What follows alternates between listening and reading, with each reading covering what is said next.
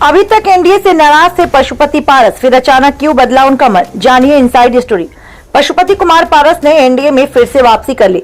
साथ ही राष्ट्रीय लोक जनशक्ति पार्टी ने बिहार की 40 लोकसभा सीटों पर एनडीए को विजय प्राप्त करने के लिए समर्थन का ऐलान किया। अब पशुपति पारस हाजीपुर में चिराग पासवान को आशीर्वाद देते हुए दिखाई दे सकते हैं। आखिर पशुपति पारस का मन क्यों बदला, आइए जानते हैं इसके पीछे की वजह। उससे पहले अगर आपने चैनल को सब्सक्राइब नहीं किया तो अभी कर लें। अब आपको बता दें, पूर्व केंद्रीय मंत्री पशुपति कुमार पारस ने शनिवार को एक बार फिर से एनडीए में वापसी कर ली। पारस ने एनडीए गठबंधन को अपनी पार्टी राष्ट्रीय लोक जनशक्ति पार्टी के समर्थन की घोषणा की। इसके बाद उनके अगले कदम पर अटकलबाजी बंद हो गई।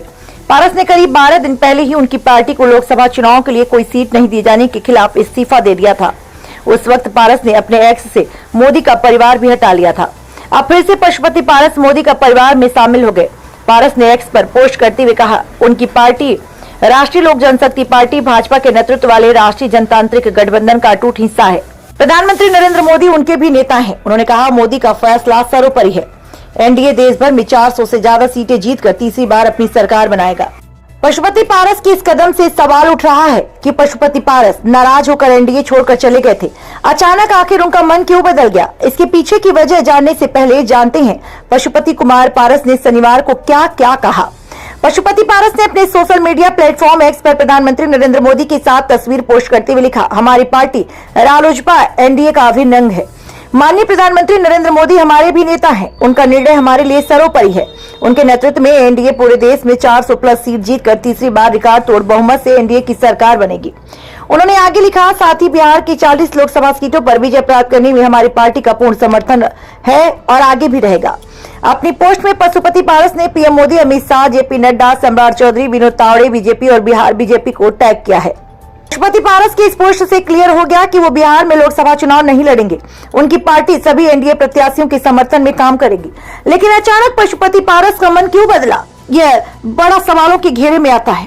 इसके पीछे की वजह लालू प्रसाद यादव बताए जा रहे हैं।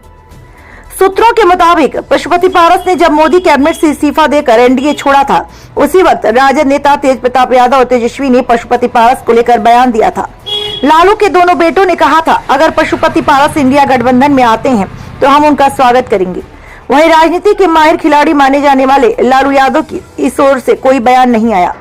सूत्रों के मुताबिक लालू यादव को बिहार में जमीन स्तर पर पशुपति पारस की हैसियत का अंदाजा था। इसके चलते उन्होंने पशुपति पारस को कोई ऑफर नहीं दिया।